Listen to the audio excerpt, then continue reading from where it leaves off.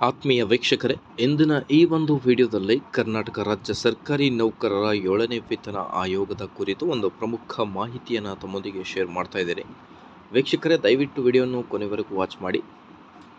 ನೀವು ಕೊಡುವ ಒಂದು ಲೈಕ್ ನಮಗೆ ಸಪೋರ್ಟ್ ಆಗಿರುತ್ತೆ. ಸೊ ಹಾಗಾಗಿ ವಿಡಿಯೋನ ಲೈಕ್ ಮಾಡಿ ಮತ್ತು ಚಾನಲನ್ನು ಸಬ್ಸ್ಕ್ರೈಬ್ ಮಾಡಿಕೊಳ್ಳಿ. ಮುಂದೆ ಬರುವ ಎಲ್ಲ ಲೇಟೆಸ್ಟ್ ಅಪ್ಡೇಟ್ ನೋಟಿಫಿಕೇಷನ್ ನಿಮಗೆ ಬಂದು ತಲುಪುತ್ತೆ.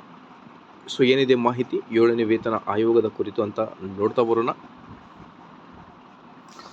ವೀಕ್ಷಕರೇ, ನೀವು ಸ್ಕ್ರೀನ್ ಮೇಲೆ ಗಮನಿಸ್ತಿರ್ಬೋದು, ದಿನಾಂಕ 23 ಮೊನ್ನೆಷ್ಟು ಬಂದಿರುವ ಒಂದು ಲೇಟೆಸ್ಟ್ ಅಪ್ಡೇಟ್ ಆಗಿರುತ್ತೆ. 7ನೇ ವೇತನ ಆಯೋಗ ಶಿಫಾರಸು ಜೂನ್ನಲ್ಲಿ ಜಾರಿ ಅನ್ನೋದ್ರ ಬಗ್ಗೆ ಒಂದು ಮಾಹಿತಿ ಇದೆ.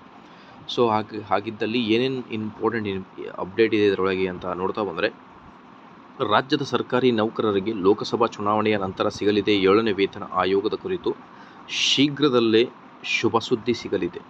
ಸರ್ಕಾರಿ ನೌಕರರು ಲೋಕಸಭಾ ಚುನಾವಣೆಗೂ ಮೊದಲೇ 7ನೇ ವೇತನ ಆಯೋಗ ಜಾರಿ ಕುರಿತು ಸರ್ಕಾರಕ್ಕೆ ಅನೇಕ ಬಾರಿ ಮನವಿ ಮಾಡಿದ್ದು, ಸರ್ಕಾರದ ವಿರುದ್ಧ ಹಲವಾರು ಬಾರಿ ಹೋರಾಟವನ್ನು ಕೂಡ ನಡೆಸಿದ್ದು, ಇದೀಗ ಜಾರಿಯಾಗುವ ಸಾಧ್ಯತೆ ಇದೆ.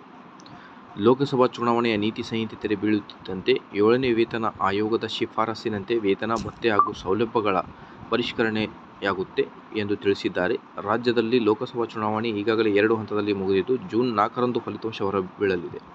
ಸೊ ಜೂನ್ 2ರಂದು ಚುನಾವಣಾ ನೀತಿ ಸಂಹಿತೆ ಮುಕ್ತಾಯಗೊಳ್ಳಲಿದ್ದು, 7ನೇ ವೇತನ ಆಯೋಗದ ಶಿಫಾರಸಿನಂತೆ ಎಷ್ಟು ವೇತನ ಹೆಚ್ಚಳ ಆಗುವ ಸಾಧ್ಯತೆ ಇದೆ ಅನ್ನೋದರ ಬಗ್ಗೆ ಅದು ಕೂಡ ಇನ್ಫಾರ್ಮೇಷನ್ ನಾನು ತಮ್ಮೊಂದಿಗೆ ಶೇರ್ ಮಾಡ್ತೇನೆ. ಎಷ್ಟು ಆ್ಯಸ್ ಪರ್ ಬೇಸಿಕ್ ಪೇ ಎಷ್ಟು ಫಿಟ್ಮೆಂಟ್ ಕೊಟ್ಟರೆ ಎಷ್ಟು ಇನ್ಕ್ರಿಮೆಂಟ್ ಆಗುತ್ತೆ ಅನ್ನೋದ್ರ ಬಗ್ಗೆಯೂ ಕೂಡ ನಾವು ನೋಡ್ತಾ ಬರೋಣ ಮುಂದಿನ ಒಂದು ವಿಡಿಯೋದಲ್ಲಿ. ಸೊ ಈ ಒಂದು ವಿಡಿಯೋದಲ್ಲಿ ಜೂನ್ನಲ್ಲಿ 7ನೇ ವೇತನ ಆಯೋಗ ಜಾರಿ ಆಗಬಹುದು ಅನ್ನೋದು, ಒಂದು ಅನುಷ್ಠಾನ ಆಗ್ಬೋದು ಅನ್ನೋದರ ಬಗ್ಗೆ ಒಂದು ಮಾಹಿತಿಯಾಗಿರುತ್ತೆ. ಸೊ ಇದೇ ಥರ ಲೇಟೆಸ್ಟ್ ಅಪ್ಡೇಟ್ಗೋಸ್ಕರ ಲೈಕ್, ಶೇರ್ ಆ್ಯಂಡ್ ಸಬ್ಸ್ಕ್ರೈಬ್.